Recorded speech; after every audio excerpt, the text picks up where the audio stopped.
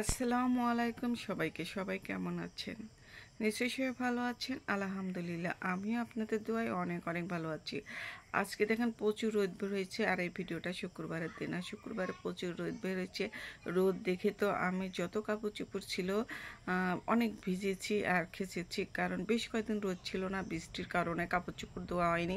অনেক কাপড় চোপড় খেয়েছি, দেখেন লেড়ে দিয়েছি, আর অনেক আছে খাঁচা হয়ে গেছে, পালা করে রেখে দিয়েছি বালতিতে। আর দেখেন আমাদের বাঁধ ঝরে কুয়া কত সুন্দর বের হয়েছে, আর বাঁশগুলো কত বড় বড় লম্বা লম্বা হয়েছে, আর কি সুন্দর দেখা যাচ্ছে। আর আকাশটাও কিন্তু অনেক সুন্দর দেখা যাচ্ছে, মাশাআল্লাহ।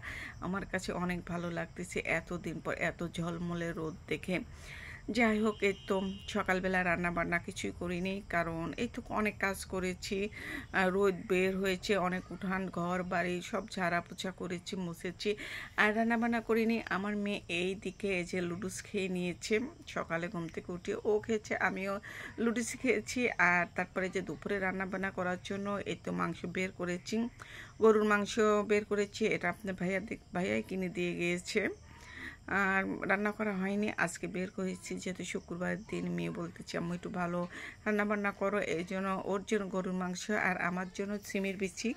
আমি কিন্তু এই সিমের বিচি ভর্তা খুব পছন্দ করি, ছিল এটুকু আছে, আর নেই। অনেকটুকু রেখে দিয়েছিলাম, 2 দিন ভর্তা মাছ দিয়ে রান্না করে খেয়ে শেষ করছি। আমার কাছে ভর্তাটাই বেশি ভালো লাগে, যেন ভর্তাই করবো আজকে। আর এই যে মাংস কেটে ধুয়ে রেডি করে তো রান্না করতে বসে পড়ছি। আর এখানে গরুর মাংস রান্না করতে সব ময় মশলা দিয়েছি, আর আমি আজকে কষিয়ে রান্না করব না, আজকে হাতেই রান্না করব। এই জন্য সব ময় মশলা দিয়ে বেশ সুন্দর করে হাতে মাখিয়ে নিচ্ছি। আর তেল কিন্তু অল্প দিইনি, বোতলে যেটুক ছিল সেটুকু দিয়েছি, তেল পরে আবার অনেকটুক তেলই দিয়ে দিয়েছি।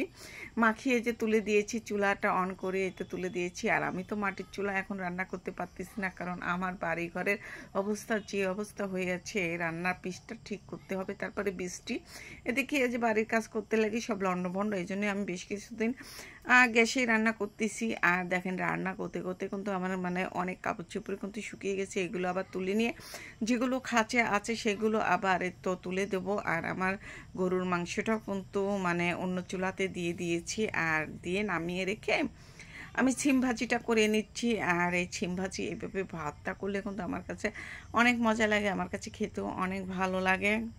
আমাদের সমাজে কিছু কিছু দায়িত্বহীন পুরুষ আছে, তাদের কোনো দায়িত্ব নেই, শুধু দায়িত্ব পালন করতে পারে কিসে, তার মা বাবা ভাই বোন আত্মীয় স্বজন প্রতিবেশীরা কিভাবে ভালো থাকবে সেটা তারা ঠিক মতো দায়িত্ব পালন করতে পারে, কিন্তু নিজের ঘরের স্ত্রী বা ছেলে মেয়েরা কিভাবে ভালো থাকবে, কিভাবে সুস্থ থাকবে, তাদের ভবিষ্যৎ কী হবে, সেটা কখনো সেসব পুরুষ ভাবেই না। দিনের শেষে কিন্তু সেই দায়িত্বহীন পুরুষ তার স্ত্রী আর ছেলে মেয়ের কাছেই কিন্তু আশ্রয় পায়।